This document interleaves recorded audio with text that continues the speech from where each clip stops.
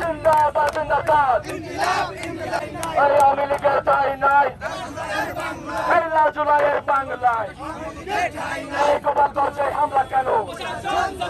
এই প্রশাসন খুব বাজে অবস্থায় যে হামলাটা করছে, এই হামলার আমরা তীব্র নিন্দা ও কোনো ব্যবস্থা না হয় তাহলে আগামীতে আমরা আলটিমেটাম দিচ্ছি যে আগামীতে আমরা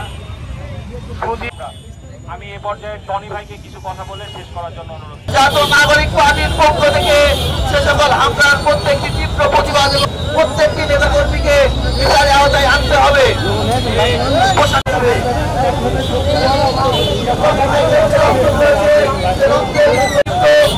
আমার পরে বক্তব্য রাখবে